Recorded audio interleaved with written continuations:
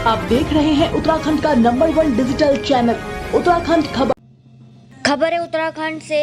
फर्जी credit card देने के नाम पर धोखाधड़ी करने के मामले में उत्तराखंड एसटीएफ ने कार्रवाई करते हुए हरिद्वार से एक अभियुक्त को गिरफ्तार किया है, जिसके पास से 6 मोबाइल फोन, 14 डेबिट कार्ड, एक ओपीएस मशीन, एक कंप्यूटर, बैंक की पासबुक और लाखों रुपए की लेन देन के रजिस्टरों को बरामद किया गया है। जिसकी जानकारी देते हुए एसएसपी एसटीएफ आयुष अग्रवाल ने बताया है कि गृह मंत्रालय के 14C वेब पोर्टल पर क्रेडिट कार्ड और अन्य मामलों से लाखों रुपए की ऑनलाइन की 22 अलग अलग घटनाएं प्राप्त हुई थी, जिस पर एसटीएफ ने महदूद से चलाए जा रहे कॉल सेंटर पर छापेमारी की गई, जिससे सेंटर को संचालित करने वाले मुख्य अभियुक्त की गिरफ्तारी की गई है। वहीं एसएसपी ने कहा कि इस मामले में अभी और भी जांच की जा रही है, जिसमें अभी और भी तथ्य सामने आने बाकी हैं। द्वारा एक साइबर फ्रॉड के गैंग को पकड़ा गया है, जो कि रावली महदूद जनपद हरिद्वार में रहकर काम कर रहा था। जो इसमें भारत सरकार के गृह मंत्रालय द्वारा एक प्रतिबिंब पोर्टल डेवलप किया गया है।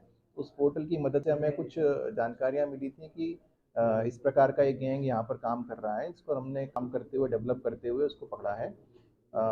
ये जो जानकारी में सामने आया इंटेरोगेशन के दौरान कि ये लोग क्रेडिट कार्ड के नाम पर लोगों को के साथ में ठगी करते थे। उनको कॉल करते थे कि भाई आपको हम फ्री क्रेडिट कार्ड किसी बैंक का उपलब्ध कराएंगे और उसके लिए आपको बेसिक डिटेल्स आपके भर के देनी होगी। एक फिशिंग लिंक इनको भेजा जाता था विक्टिम्स को, और जब उस लिंक पर विक्टिम क्लिक करते थे तो उनकी सारे फ़ोन का एक्सेस था वो इन प्रोसेसर्स के पास में पहुंच जाता था। उसके बाद में ये उनके बैंक अकाउंट से ट्रांजेक्शन्स कर लेते थे, अपने बैंक अकाउंट में पैसा ट्रांसफ़र कर लेते थे। तो एक बड़ा गैंग था, लगभग 10-11 लोगों के नाम अभी तक सामने आए हैं। इसमें एक व्यक्ति जो इसका मुख्य सरगना था, इसको मौके से गिरफ्तार किया गया है और उसके कब्जे से बड़ी संख्या में mobile phone, SIM cards, bank accounts, debit card और पीओएस मशीन इत्यादि बरामद की गई हैं।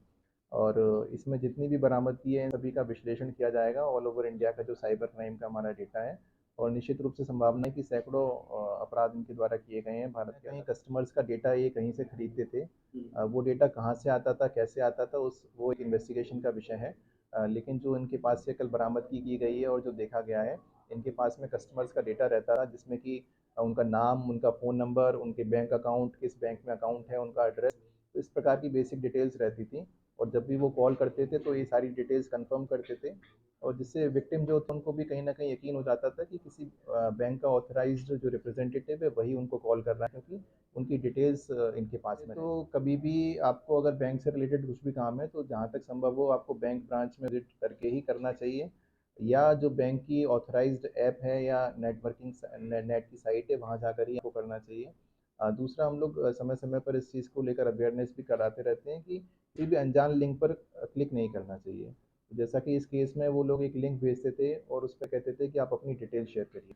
तो इस प्रकार का कोई भी लिंक जिसको आप अप्रूव नहीं करते हैं, जो आपने उसको वेरीफाई नहीं किया है, उस पर क्लिक ना करें, क्योंकि आपके पूरे फ़ोन की एक्सेस सामने वाले के पास जा सकती है। उसमें आपका पर्सनल डेटा भी हो सकता है, आपके क्रेडेंशियल्स, आपके पासवर्ड्स भी हो सकते हैं, जिसका कि मिसयूज़ आगे किया जा सकता है।